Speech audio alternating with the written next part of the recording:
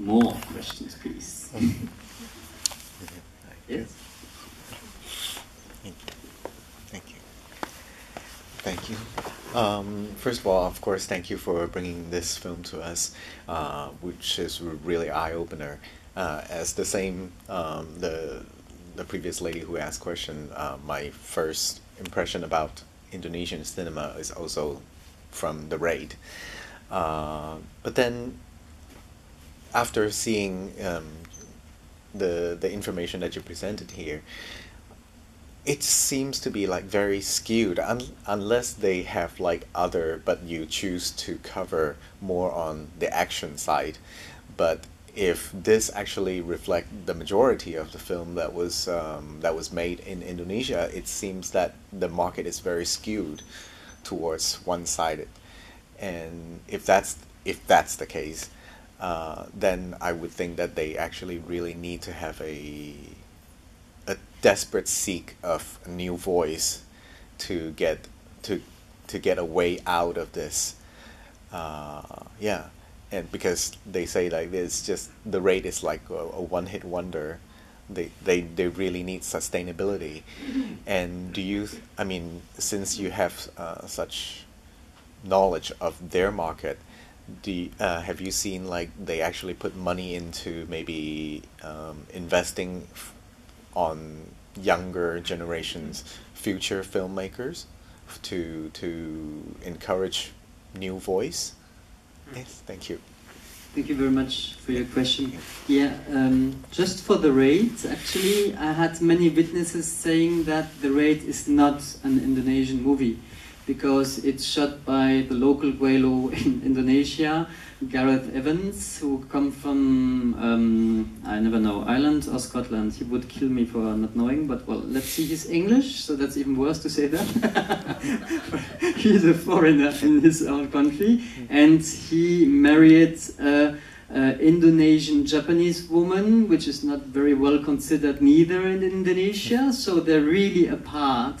And quite quickly, well, he did Merantau before, and he really did it on his own with local money and everything. And The Raid already had some money from the United States. Actually, Sony helped them a little because they really liked Merantau. So a lot of people are very jealous about his success and say he's not Indonesian and snub him. I really didn't want to put it that much into the movie because I think it's a stupid thing to say as to say that Indonesian cinema only started in 1950. Everything is enlightening, and Gareth did a lot for the local cinema still, and is still doing. He brought in new modern technology, shares it, and tries to teach young directors to do other movies.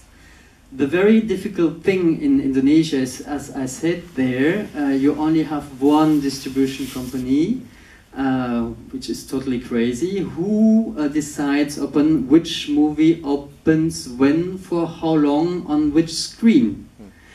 And he tells all people like 3 days before the release. So there's no marketing for movies because the directors don't know when the movies are being released. Neither do the audiences. And of course, an Indonesian movie will never get the same coverage as, let's say, Jurassic World or Fast and Furious 7, which gets 8 screens out of 10 under major time slots. So it's already really difficult to put Indonesian movies forward. And then you only have a few distribution companies, which are always the same people, Indian people, who control the main media, music, TV and cinema, and most productions you see in Indonesia have the latest, how do you say, the voice talent singer, which won the singing contest and who will be an actor because he knows everything, so they put it on screen, and all the younger audiences, of course, going to watch the movie because he has the talent from the TV and everything. So most of the movies are real rubbish, really commercial stuff, and really released like that on the screen.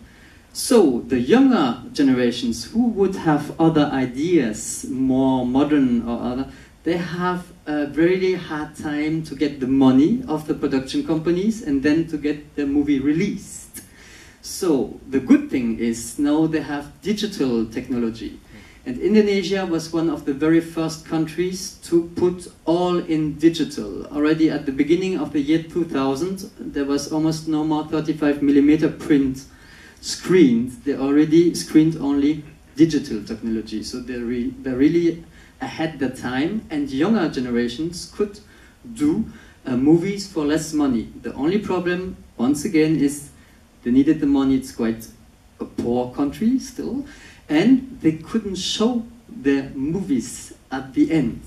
They couldn't show it on the local market, and they had no knowledge at all of the international market, how to send their movies out to film festivals or getting shown. So that's still the main problem. And this year, in 2015, you have a record year for young talents. You had more than 5 movies of young filmmakers being shown in international film festivals, more than 18 international film festivals, and in Hong Kong. Great on you. Thank you so much for promoting them. But that's quite abnormal, and the government and the local industry didn't help them at all. So they are not recognized, their movies have not been released back at home, and they didn't get any money out of their movies with a commercial release, right? And unfortunately, even film festivals don't give so much money to get their money back and reinvest it for a next movie. So that's still very difficult. And then you have the censorship problem, so you cannot get so original because we really have to put the same movies or the formulas and everything. So it's a really, really huge and complex thing. But once again, what I thought surprising was the fact that action cinema had been so popular in the 70s and 80s and has vanished so much. But that's once again out of the big budgets, the not interested anymore in this cheap-made flying around, cutting heads. There's no interest in that anymore, and once again I really think there was this need of action movies back in the 70s and 80s because of the dictatorship, because people needed to release pressure and anger and they couldn't fight in real, so seeing other people fighting for them on the screen released pressure. And at the peak of the dictatorship, very curious, they had a lot of sex movies, meaning cheap erotic, because we're still in a Muslim country and in Indonesia, but it was also made to release pressure, especially for the man.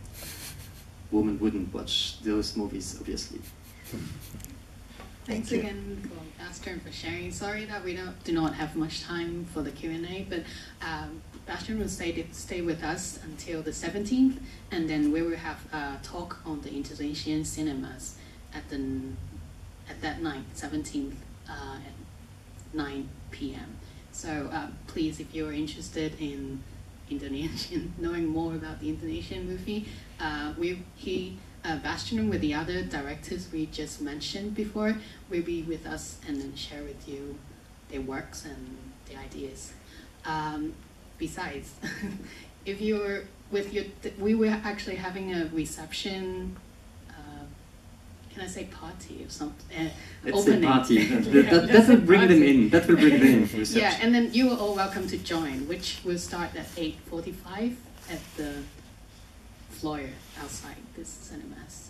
So, great. Bastian, would you like to say a few words? No, just thank you very much for your interest and kindness to welcome me. You know, you can see that I talk a lot. I love to talk. So if you see me outside, you want to know more things, please grab me nicely, and I will answer you nicely.